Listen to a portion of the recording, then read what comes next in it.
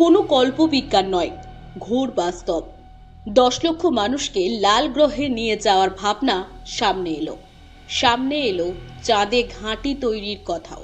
মানুষ পৃথিবী থেকে রকেটে চেপে গ্রহ থেকে গ্রহান্তরে পৌঁছে যাচ্ছে, এমনটা সাইফাই সিনেমা বা নোভেলে পাওয়া গিয়েছে। কমিক্স বইতেও এই কল্পবিজ্ঞান নানা রূপে সামনে এসেছে, কিন্তু কল্পবিজ্ঞানকে এবার বিজ্ঞানের হাত ধরে বাস্তবে করে দেখাচ্ছে মানুষ।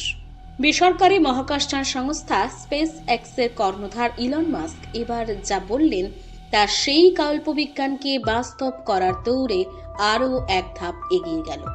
মাস্ক দাবি করেছেন তিনি স্পেসশিপে চাপিয়ে 10 লক্ষ মানুষকে লাল গ্রহে পাঠানোর ভাবনা চিন্তা শুরু করেছেন। তার সংস্থা সেই উদ্যোগকে সফল করবে। মাস্কের মতে একটা সময় আসবে যখন পৃথিবীর দুটি দেশের মধ্যে বিমান পরিষেবার মতোই পৃথিবী থেকে মঙ্গল গ্রহে অহরহ যাতায়াত করতে পারবেন মানুষ।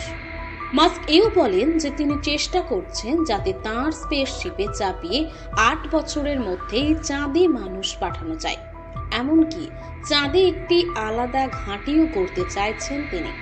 তার মতে পৃথিবীর বাইরেও মানুষের এক স্থায়ী ঘাঁটি থাকা দরকার হয়ে পড়েছে। সেজন্য তিনি চাঁদকে বেছে নিচ্ছেন প্রাথমিক পদক্ষেপ হিসেবে। প্রথমে ইলন মাস্ক চাঁদে মানুষ পাঠাবেন, সেখানে যাতে তারা স্থায়ীভাবে থাকতেও পারেন সেদিকে নজর দেওয়া হবে। তারপর স্পেসশিপে করে মঙ্গলে পাড়ি দেবে মানুষ। এখন পৃথিবীর বাইরে দীর্ঘদিন কাটানোর জন্য স্পেস স্টেশন রয়েছে, যা ভূপৃষ্ঠ থেকে 400 কিলোমিটার উচ্চতায় রয়েছে। মাস্ক চাইছেন তার থেকেও অনেক দূরে মানুষের স্থায়ী বাসস্থানের ব্যবস্থা করতে।